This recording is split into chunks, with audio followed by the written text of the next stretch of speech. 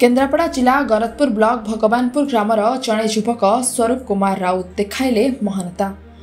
Odisha state labour cooperative society limited अतिरिक्त संपादक भावे से कार्यरत। भुवनेश्वर में रही सोसाइटी वर्कर मानकर समस्त कार्यक्रम तदारख करती, किंतु निज बासभवन भगवानपुर को छुट्टी रे आसीथिबा बेले निज ग्रामर किछि असहाय दुखी और भिन्नक्षम मानकु सहायतार हाथ बढ़ाइछन्ति स्वरूप। आजिर दुनिया रे सहजरे केही काहाकु किछि देउनथिबा बेले स्वरूप किंतु निज बदान्यता देखाइछन्ति। स्वरूप को ग्रामर जने असहाय वृद्धा कनक राउत को स्वामी और पुओ दुहे आरपारी को चली जाइछन्ति। वृद्धा एकाकी जीवन यापन करछन्ति। मुंड गुंजिबाकू खंडे चाळ घर को छाड़ी देले आउ किछि नाही। ओळिए खाइले ओळिए उपास। स्वरूप तांको दुख कथा सुनी तांको घरे पहुंची असहाय वृद्धा कनक राउतंकु प्रति मासरे राशन सामग्री मागणारे तांको संस्था तरफरु जोगाई देबे बोली प्रतिश्रुति देबा सह चलित मासरे मध्य राशन सामग्री मागणारे जोगाई देथिले। एथिसह पाटकुरार वरिष्ठ बीजेपी नेत्री मनीषा पंडांकु ए संपर्कित स्वरूप निजे अवगत कराई वृद्धांक घरकू डाकी आनिथिले। मनीषा मध्य वृद्धांकु आर्थिक सहायता करछन्ति। सेहिभଳି ग्रामर जड़े भिन्नक्षम युवक दिलीप मल्लिक को यथासाध्य राशन सामग्री जोगाई देबा सह प्रति मासरे मागणा राशन जोगाई देबे बोली प्रतिश्रुति देथिले स्वरूप। ग्रामर अनेक असहाय महिलांकु स्वरूप राशन और खाद्य सामग्री जोगाइथिले।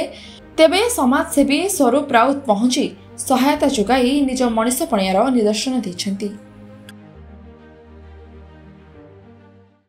स्वरूप Kumar Raut Odisha state labour cooperative society limited additional secretary अच्छी पंचायत रे आपनकर गाँव विभिन्न लोक माने आउरी बहुत लोक आज माने टोटाली बहुत दिन हम कहते हेल्प कर जो मानकर किसी टोटाल कहार भी किसी ना जड़े देखुते जनकर पुओ ना कि स्वामी ना आउ जड़े देखुते माने टोटाल घर चलिया लगी कहीं ना आ ये तो दिव्यांग तीन माने आज गाँव तीन जन लोक टोटाल प्रति मासरे ग्लोसरी फ्री करा जोटा जे लाइफ टाइम सबुदिन प्रति मासरे ग्लोसरी फ्री करा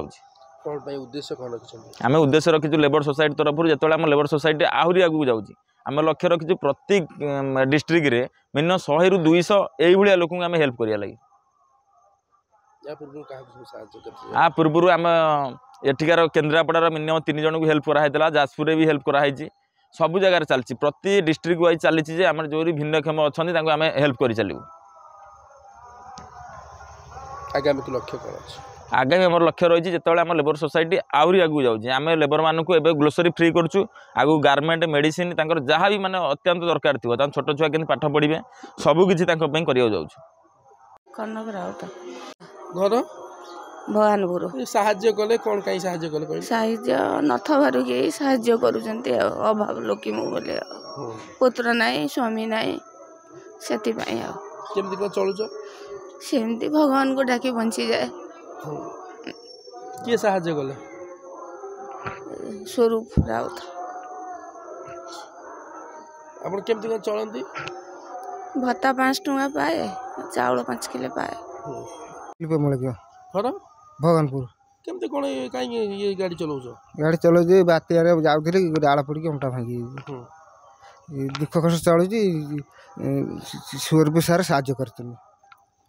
अच्छा केमति कोन सब चल प्रकृति रे मागी मुगी आने चलु छी एबे साहाଯ୍य मिलला। हां खुशी अछन। हां कोन सब साहाଯ୍य मिलला ए मसला मसली मिली छी। सर्वप्रथम मु निजे हृदबोध करिछि मानव सेवा ही माधव सेवा। आमे जदि आम सामर्थ्य मुताबक आमे जदि किसी असहाय को साहाय्य करि पारलु ताले सेथिरे ही भगवान संतुष्ट होती। सही नीति को मो निज प्रति लागू करिछि। मु भाबुछि मु जत किंचित साहाय्य करिछि आ से साहाय्य रे वार्ता जदि समस्त अंचलवासी आमर समस्त ग्रामवासी पाखे पहुँचो हुए तो सेमाने किछि किछि साहाय्य करी ए असहाय माँकर असुविधा को दूर करेंगे। आज मु ए भगवानपुर ग्रामर आपणकर कनक राउत घरे पहुँची देखिली तांकर तांकर वार्धक्य अवस्था सहित तांकर परिवार निजर परिवार केही नाहांती से निजे एकुटिया रहुचंती तांकर स्वामींकर मृत्यु प्रायतः 26 वर्ष तले हो जाइछि तांका पुओंकर मध्य मृत्यु 13-14 वर्ष हेलाणी तीन झील को से बाहा दे सारचंती किंतु तांकर वर्तमान दैनंदिन चलणी पई तांकर जोतिकी तांकर औषध तांकर निजर नित्य व्यवहार्य जिनस राशन ए सामग्री रे से असुविधा होउछंती सेति पई हमर भाई स्वरूप राउत तांकर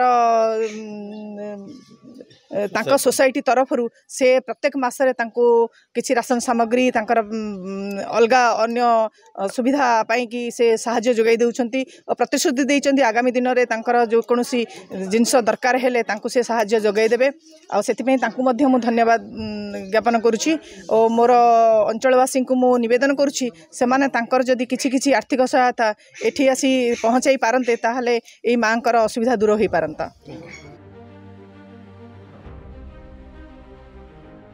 ब्यूरो रिपोर्ट सनस्टार टीवी।